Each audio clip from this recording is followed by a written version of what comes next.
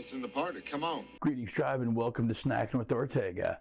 I'm your host of Extraordinary Magnitude, Ortega LaTrobe, and today we're doing bucatini in a garlicky tomato sauce.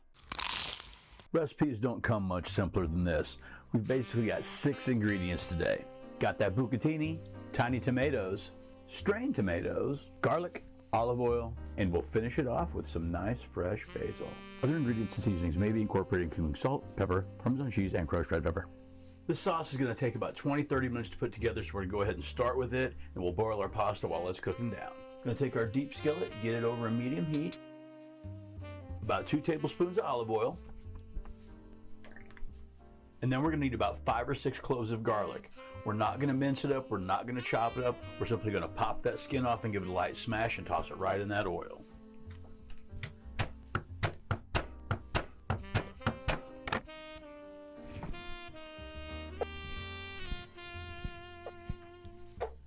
We're just going to let that garlic go for 3, 4, maybe 5 minutes over this medium heat till it gets super fragrant and starts to soften up.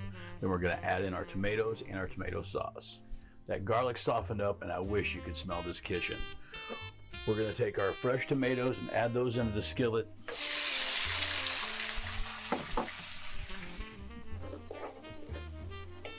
Now today I'm using what were called cocktail tomatoes. They're a little bigger than like your cherry or grape, which I would have used, but these are about half the price right now. So, you know, gotta watch that dollar.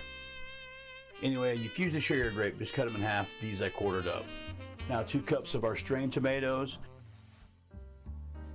Now you could use pureed tomatoes, you could use tomato sauce if you want, asada perhaps. This is my go-to, is the strained tomato. I like the texture, I like the consistency of it. We're gonna let those tomatoes and that sauce cook down for about 20-30 minutes, just so the tomatoes break down and everything incorporates into a nice, rich, garlicky sauce. I'm gonna get this pot of water boiling for our pasta. That way the pasta is just about finished when this sauce will be done.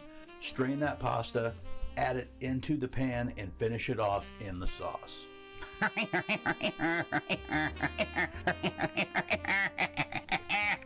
We're back, taking this sauce off the heat. Now we're going to drain this pasta.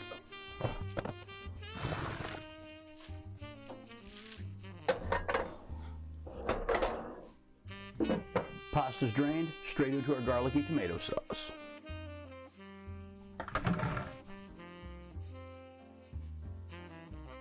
Stir that in. Now we're going to season it. A little salt, cracked black pepper,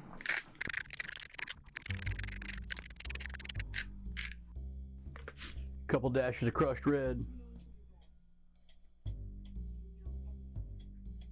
or 8. Incorporate the seasonings. Now we're just going to bring this back up to a simmer and let it go until our pasta is finished.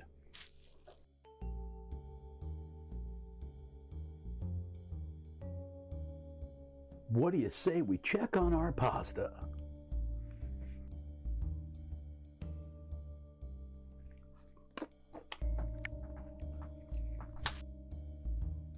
Perfect. Take the heat off, grab a plate, good old pasta spoon.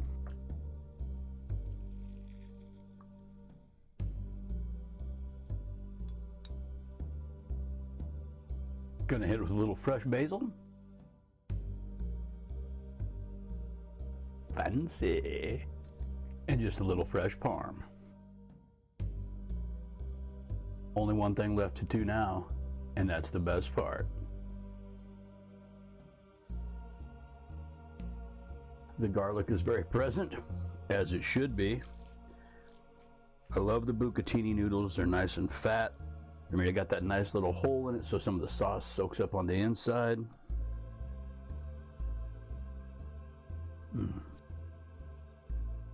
Yeah. This is so full of flavor and was so simple to put together. Oh yeah.